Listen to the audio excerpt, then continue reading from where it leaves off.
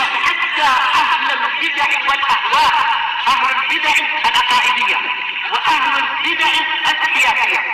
أنا أقول بيننا وبينكم السلف، بيننا وبينكم الكتب، كان فيقول البدع بيننا وبينكم. Perang apa? Iya betul, terakhir adalah perang Tabuk. Perang Tabuk tahun berapa? Perang Tabuk? Perang Tabuk tahun berapa? Iya, tahun 10. Dia mati di masa-masa itu. Datanglah putranya, namanya Abdullah juga. Jadi Abdullah bin Ubay. Dan putranya ini sahabat yang soleh, orangnya sangat baik. Dan Nabi Shallallahu Alaihi Wasallam sangat menghargai dia, menghibur hatinya. Sebagaimana pernah disebutkan di dalam sirah, tapi bukan yang pernah kita bacakan tepes ya. Abdullah ini datang kepada Nabi Shallallahu Alaihi Wasallam, wahai Rasulullah, engkau tahu bagaimana keadaan ayah saya. Kalau memang engkau ingin dia dibunuh, jangan suruh orang lain, biar saya yang membunuh dia. Tapi Nabi tidak ingin melakukan yang seperti itu. Ini anaknya adalah sahabat yang soleh. Kalau si ayah ini mati, maka Abdullah bin Ubay ini datang kepada Nabi Shallallahu Alaihi Wasallam sebagai apa? Bentuk bakti kepada ayahnya, mengatakan, wahai Rasulullah, berikanlah kepada saya gamis Anda untuk saya jadikan, untuk ayah saya ini saya kafankan di dalam gamis Anda itu. Fa'atahun Nabiyyu sallallahu alaihi wasallam qamisah, maka Nabi sallallahu alaihi wasallam memberikan gamisnya. Ini menunjukkan kesabaran Nabi sallallahu alaihi wasallam demi melunakkan hati keluarga tersebut dan kabilahnya, karena kabilahnya masih agak condong kepada Abdullah karena kemunafikannya itu agak tersamarkan, walaupun banyak orang tahu tetapi masih samar-samar. Dohirnya masih datang ke majelis Nabi dan menyemangati orang untuk mendukung Nabi. Padahal dia adalah munafik. Banyak orang yang tertipu oleh dia. Nabi ingin melunakkan hati mereka dengan tetap berbuat baik dengan sebab permintaan dari anaknya itu. Yang menjadi sisi pendalilan di sini adalah Nabi Shallallahu Alaihi Wasallam memakai komis, yaitu gamis. Disebutkan di dalam Lisanul Arab dan lain-lain, yang namanya gamis adalah pakaian yang dijahit disesuaikan dengan bentuk badan, yaitu tidak seperti rida, yaitu sekedar selendang, tidak seperti kisah, yaitu selimut, tetapi dia adalah ya yang biasa kita pakai ini, pakai jubah, itu dikatakan komis karena dijahit disesuaikan dengan bentuk badan masing-masingnya. Tayyib. Dan juga sebagaimana di dalam, ya tahu nggak disebutkan di sini ya, hadis Ummi Salamah radhiyallahu anha yang diriwayatkan oleh Imam Muslim, diriwayatkan oleh Imam Tirmidzi, hadisnya sahih. Beliau mengatakan, kana ahabbu thiyabi ilan nabiyyi sallallahu alaihi wasallam al-qamis. Pakaian yang paling disukai oleh Nabi sallallahu alaihi wasallam adalah gamis. Ini adalah pakaian muslim. Dan ini bukan hanya pakaian yang biasa dipakai oleh umat Muhammad sallallahu alaihi wasallam. Bahkan ini juga dipakai oleh keluarga Nabi di masa lampau, keluarga para nabi. Siapa yang ingat disebutkan dalam Quran itu, siapa nabi yang memakai gamis tuh? Siapa nabi yang memakai gamis? Anak-anak, dalam Quran ada nabi yang pakai gamis? Tapi di cerita yang mana kita yakin para nabi mereka mengikuti ajaran yang baik, bukan pakaian yang buruk-buruk. Cuma dalilnya yang mana Nabi Musa memakai gamis? Siapa yang ingat? Bukan Nabi Musa, tapi bahkan lebih tua lagi dari Nabi Musa, ya. Nabi Ibrahim. Tapi yang mana ceritanya ya? Kalau dalilnya disebutkan, ya. Yang jelas. Kalau ingat dalilnya disebutkan, yang dalilnya jelas dalam Quran. Nabi Yusuf. Betul. Bahkan di dalam Quran disebutkan 3 kali cerita tentang gamisnya Nabi Yusuf. Yang pertama yang tadi, pertama tapi bukan pertama sih ya. Yaitu apa? Tatkala si istri dari Al-Aziz menarik gamisnya Nabi Yusuf sehingga robek dari atas ke bawah itu. faqaddat qamisahu min dubur, yaitu dia menarik gamisnya Nabi Yusuf dari arah belakang sehingga qaddat yaitu robek dari atas ke bawah, yang kemudian ini dijadikan sebagai bukti benarnya beliau di dalam cerita itu. Thayyib. Mana lagi cerita gamis di dalam Quran? Nabi Yusuf disebutkan juga masalah gamis beliau. Iya, waktu beliau dimasukkan dalam sumur, bajunya sudah dilepaskan dulu oleh gamisnya dilepaskan oleh saudara-saudaranya. Waja'u ala qamisihi bidamin kadhib. Mereka saudara-saudara Yusuf yang dengki datang kepada ayah mereka dengan membawa gamis yang di situ ada darah yang palsu. Tayyib. Ada juga cerita tentang gamisnya Nabi Yusuf ketika apa? Yang keras. Apa? Enggak, enggak dengar. Apa masalah apa? Mata? Iya, bukan masalah menangisnya, tapi apa? Ketika sudah sekian lama Nabi Yakub buta, kemudian datanglah pemberi kabar gembira dengan membawa gamisnya Nabi Yusuf itu. Kemudian apa? Ketika diletakkan di wajah Nabi Yakub, maka Nabi Yakub pun jadi sehat kembali matanya, jadi boleh melihat lagi. Taib. Jadi ada tiga, sebagaimana dijelaskan oleh Ibnul Arabi rahimahullahu taala di dalam kitab Ahkamul Quran. Di dalam gamis Nabi Yusuf ada 3 ayat tanda kekuasaan Allah. Walaupun tentunya bukan gamis yang kecil, adalah gamis ketika beliau sudah besar. Gamisnya lain-lain. Cuma ini menunjukkan memang kebiasaan beliau waktu kecil pakai gamis, waktu sudah jadi penguasa juga pakai gamis. Demikian pula waktu masih jadi hamba sahaya juga pakai gamis. Jadi ini adalah pakaian yang sudah biasa dipakai oleh para nabi. Pakaian Islam, bukan hanya pakaian ajaran Nabi Muhammad. Bahkan ini jauh sudah lama. Harusnya orang-orang Yahudi dan Nasrani juga meniru nabi-nabi mereka kalau memang mereka mengakui mengikuti nabi. Tayyib. Yang nomor 1 sekarang kita baca faedahnya. Nastafidu minal hadis. Kita ambil faedah dari hadis tadi, hadis Ibni Umar. Al-ula, al-faidatul ula, yalbasul muslimul qamisa ta'assiyan. Ini salah harokat ya. Yang betul ta'assiyan, bukan ta'assiyu, mustahil. Ta'assiyan bin Nabi sallallahu alaihi wasallam. Seorang muslim, yaitu muslim yang lelaki, hendaknya dia memakai gamis karena meneladani Nabi sallallahu alaihi wasallam. Ta'assiyan yaitu mengambil uswah. Ta'assa ini wazan tafa'ala, yaitu maknanya adalah tolab. Tolabul uswah, mencari keteladanan. Laqad kana lakum fi Rasulillahi uswatun hasanah.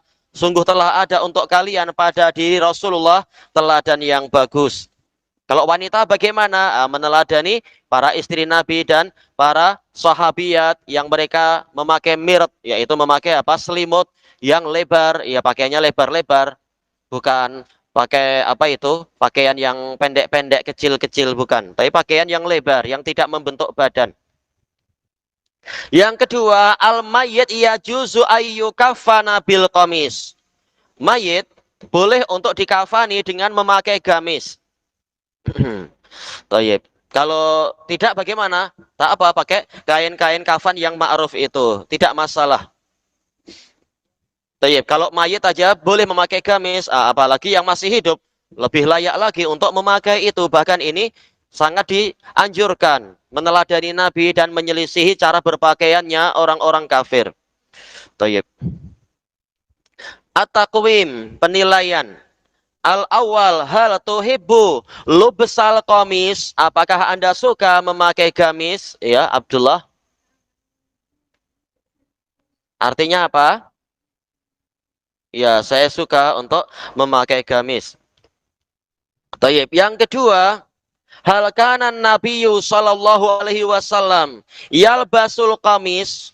Apakah Nabi sallallahu alaihi wasallam memakai gamis? Ya, Abdurrahman. Naam.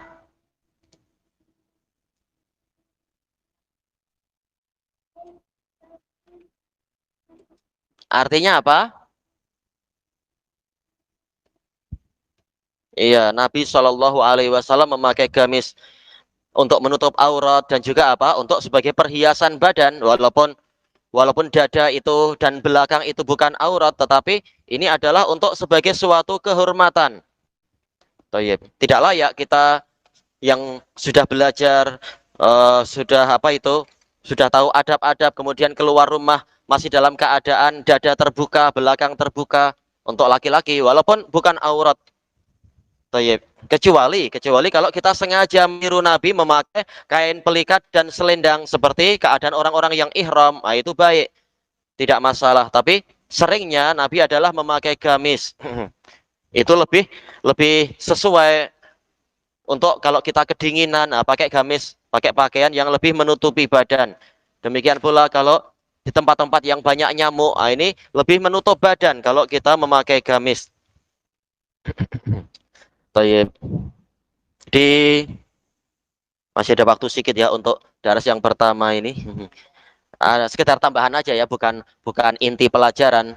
Disebutkan di dalam kitab Al-Adhqiya cerita orang-orang yang cerdik, punya Ibnul Jauzi rahimahullah, tatkala menyebutkan kalau tak salah apa, pencuri yang cerdik. Memang buku beliau itu campur-campur. Al-muhim orang cerdik dimasukkan di situ, walaupun cerdik dalam kebusukan pun dimasukkan juga. Jadi pernah ada seorang hakim, dia ditugaskan di suatu tempat. Nah, dia pakai gamis. Hakim di zaman dulu memang apa? Tetap memelihara adab-adab muslim, meniru cara berpakaian Nabi. Tapi tetap hakim pakaiannya lebih bagus dari orang-orang biasa. Tapi tetap dia pakai gamis. Nah, di waktu pagi-pagi itu, Anda lupa kalau tak salah, waktu yang masih sangat pagi, dia keluar rumah untuk buang hajatnya. Mungkin di rumah yang baru belum ada bilik air atau bilik tandas itu.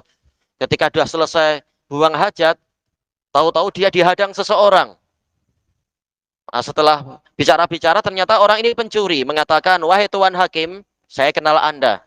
Saya minta kalau Anda ingin selamat, lepaskan gamis Anda." Maka hakim bilang, janganlah, kalau engkau cari rezeki, cari yang halal, jangan minta-minta. Orang ini mengatakan, "Wahai Tuan Hakim, saya ini miskin. Anda kaya. Orang kaya wajib menolong orang miskin." Wah, hakimnya bingung, mau jawab apa. Akhirnya ya sudah dikasihkan.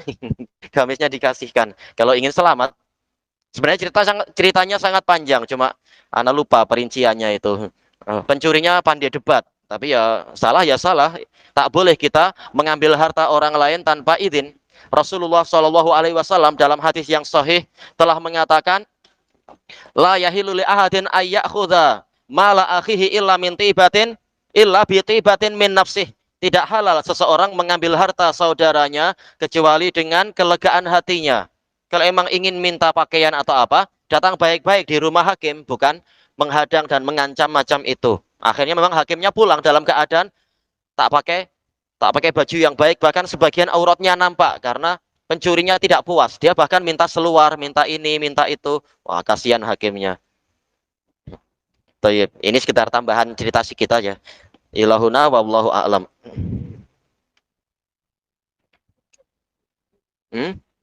Apa itu? Ini daras adab dulu lah, bukan sibuk yang lain. Apa kaca? Untuk apa? Mana? Bahayalah. Nanti kalau bibir pecah lagi ya. Nanti tambah handsome kena bibir ini. Tambah handsome kah? Tambah kaca.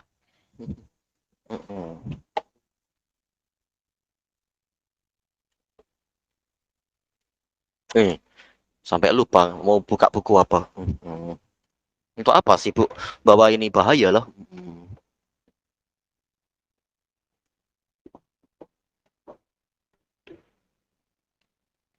Bismillahirrahmanirrahim. Kita masih di awal-awal muka surat 152 dari Syarah Salasatil Usul. Qala al-Imam Ibnu Utsaimin rahimahullah. Yang terakhir dibahas itu terkait dengan masalah taghut yang ditaati melebihi batasan. Qal wa amma ta'atul umara'i qadran. Adapun taat kepada penguasa secara takdir, yaitu walaupun mereka jahat tapi ya emang takdirnya mereka sedang berkuasa. Fa innal umara'a idza kanu aqwiya, maka sesungguhnya para penguasa jika mereka adalah orang-orang yang kuat fi sultatihim, di dalam kekuasaan mereka, fa innan nasa yuti'unahum, maka sesungguhnya orang-orang itu menaati mereka biquwwatis sultan, dengan sebab kekuatan penguasa itu. Wa illam yakun biwasi'il iman, walaupun tidak disebabkan karena adanya dorongan keimanan. Karena apa? Mungkin takut nanti kena saman, takut kena dimasukkan penjara, takut kena sebat, dan seterusnya. Ini sibuk apa ini?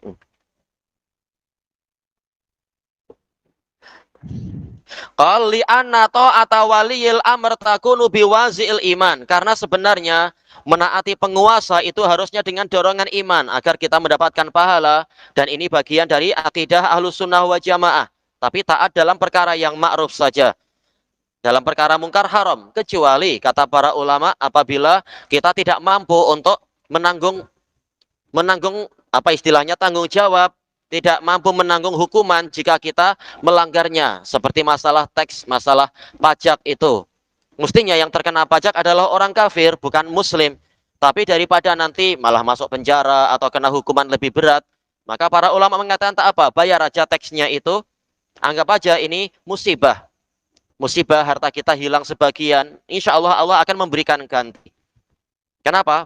Karena penguasa punya senjata, punya kaki tangan, punya alat keamanan dan seterusnya. Ya sudah, kita taati karena ini sudah di luar kemampuan kita.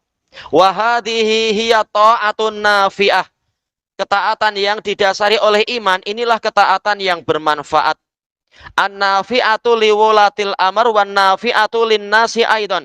Bermanfaat untuk penguasa dan juga bermanfaat untuk seluruh manusia. Dua-duanya sama-sama mendapatkan pahala karena menjalankan perkara-perkara yang ma'ruf. Penguasa berijtihad mencari perkara yang ma'ruf, sementara rakyat juga menaati penguasa di dalam perkara yang ma'ruf tadi. Dua-duanya berpahala demi kemaslahatan semua. Kemudian wa qad takunu ta'atu biwazi'is sultan, bukan iman tapi sultan. Terkadang ketaatan itu terjadi karena dorongan kekuatan. Karena apa? Paksaan. Kalau kalian tidak taat begini-begini, maka kalian akan masuk penjara. Ya sudah, kita taati saja. Tidak boleh kita memaksakan diri melebihi kemampuan. Tayyib. Untuk perkara-perkara yang masih mungkin untuk dipikul.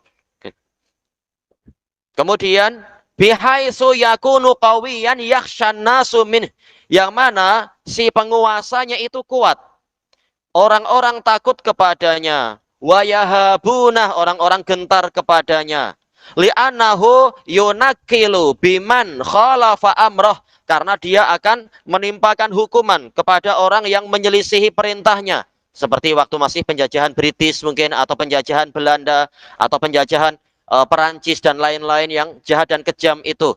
Mereka yang mencuri barang-barang galian, mencuri emas, perak, mencuri timah.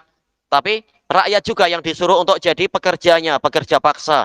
Kalau tidak, mungkin akan dicambuk. Ya sudah, terpaksa rakyat pun bekerja walaupun dianiaya. Yang seperti ini ditaati karena demi mencegah kemudaratan yang lebih besar. Tayyib. Adapun kalau kemudaratannya adalah wahmi saja, sekedar persangkaan, jangan-jangan, padahal tidak terbukti kemudaratannya lebih besar, kita diharamkan untuk taat dalam perkara yang mungkar.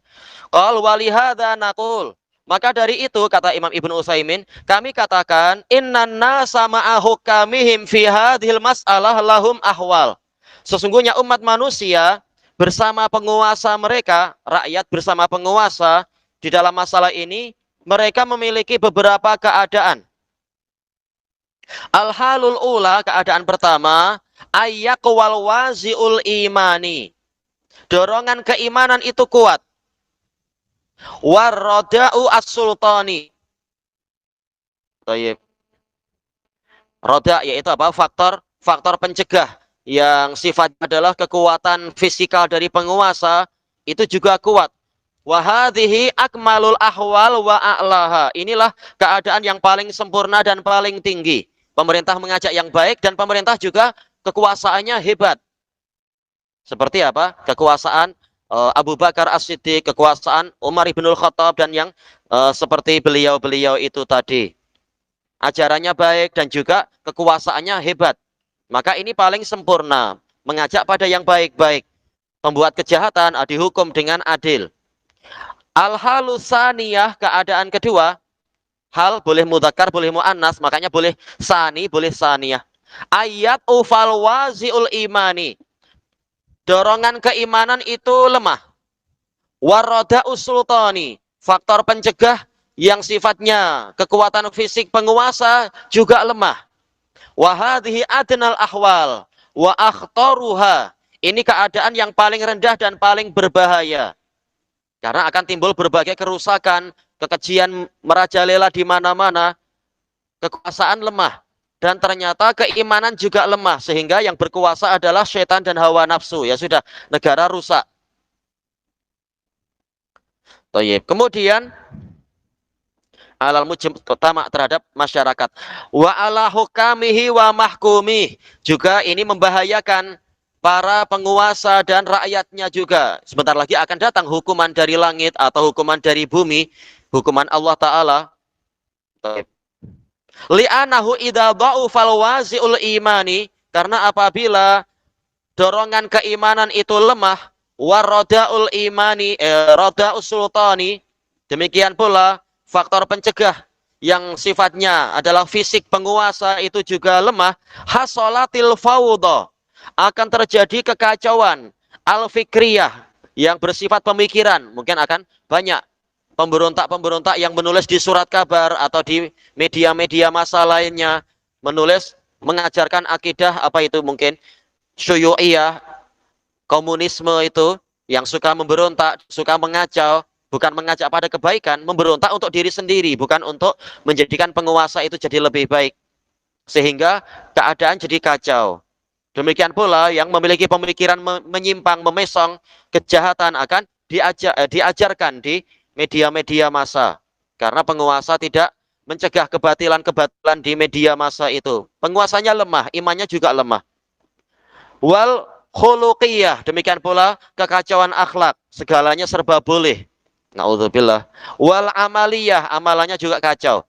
Al-halus salisah, keadaan yang ketiga, ayat ufal wazi'ul imani, dorongan keimanan lemah. Kalau kita lihat sejak awal, wazi' di sini diartikan dorongan ya zahirnya. Tapi di beberapa tempat wazi' itu sama dengan roda, yaitu apa? Pencegah juga. Intinya adalah faktor iman. Faktor keimanan lemah. Wa yaqwa ar-roda'us sultani. Sementara pencegah yang sifatnya adalah fisik penguasa itu kuat. Wa hadhihi martabatun wusta. Ini keadaan yang bersifat pertengahan. Bukan selalu pertengahan itu baik, tapi tidak sebagus level yang pertama, tapi tidak sampai seburuk level yang kedua. Li'annahu idza qawiya rada'us sultani, karena apabila faktor pencegah dari penguasa itu kuat, sara aslaha lil ummah, masih lebih baik untuk umat, sehingga orang tidak bermudah-mudah untuk membuat kekacauan seperti di negara-negara kufar itu. Mereka tak punya iman, namanya negara kufar. Mereka dalam artian penguasa-penguasa itu yang dominan, mereka tak punya iman sama sekali.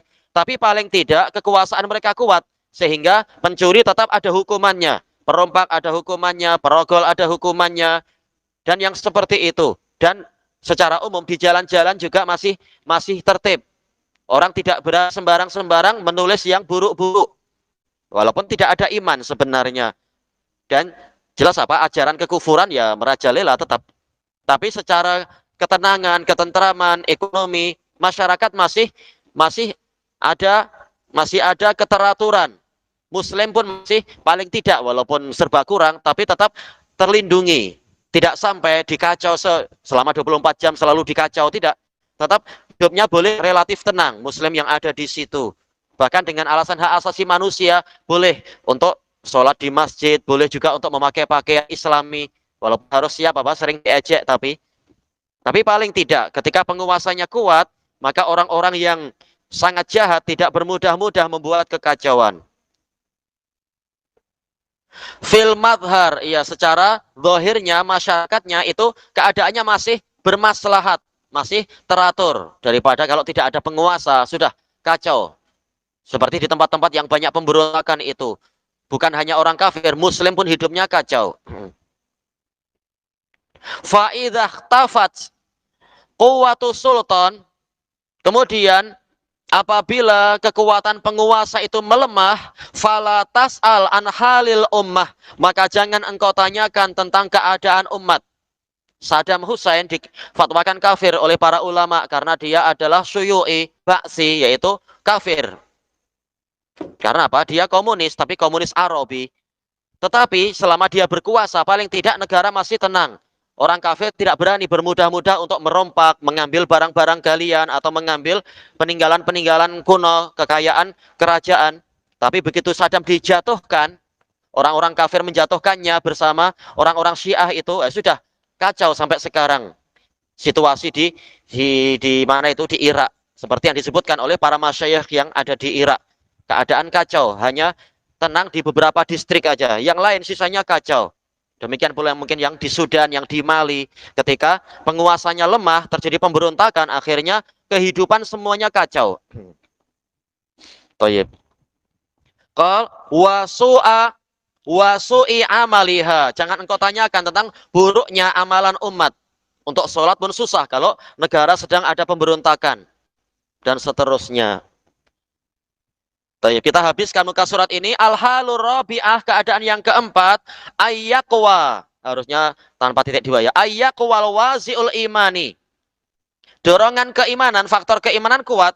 Wa yad'ufa ar-rada'u sultani, tetapi kekuatan penguasa lemah. Fayakunul madhar adna minhu fil halis salisah, maka situasinya secara zahir itu lebih buruk daripada keadaan kedua. Negara akan mudah untuk diberontak, dikacau, seperti yang di Yaman itu. Secara umum, keimanan Yaman lebih baik daripada keimanan di banyak tempat. Tetapi karena penguasanya lemah, mudah dikacau. Karena apa? Ya seperti kata ulama yang di sana sendiri, banyak senang untuk menerima rasuah. Pemberontak mau dihabisi, tahu-tahu penguasanya diberi rasuah banyak oleh orang kafir agar menghentikan apa itu, pembasmian, menghentikan peperangan terhadap pemberontak. Ya sudah, dia mau berhenti, pemberontak kuat lagi, sehingga keadaannya jadi tidak stabil, mata uang pun hancur dan seterusnya, ekonomi pun kacau, banyak yang mengeluh dan seterusnya, banyak yang lebih suka pindah ke Malaysia atau sebagian pindah ke Saudi dan lain-lain. Walaupun keadaan agama lebih baik di Yaman, lebih mudah untuk mengikuti ajaran Nabi Shallallahu Alaihi Wasallam. Tapi karena faktor yang lain kacau, orang banyak yang lebih suka berdakwah di luar Yaman, atau tinggal di luar Yaman, kerja di luar Yaman, dan seterusnya. Lakinnahu fi ma bainal insan wa baina rabbih akmalu wa a'la. Akan tetapi, hubungan antara manusia dengan Rabb-nya itu lebih sempurna dan lebih tinggi. Dan itu betul. Cuma penguasanya tidak mampu menjalankan tugas karena dia sendiri lemah. Ilahuna wallahu a'lam. Subhanakallahumma wa bihamdika la ilaha illa anta astaghfiruka wa atubu ilaik. Walhamdulillahi rabbil alamin. Jazakumullahu khairan.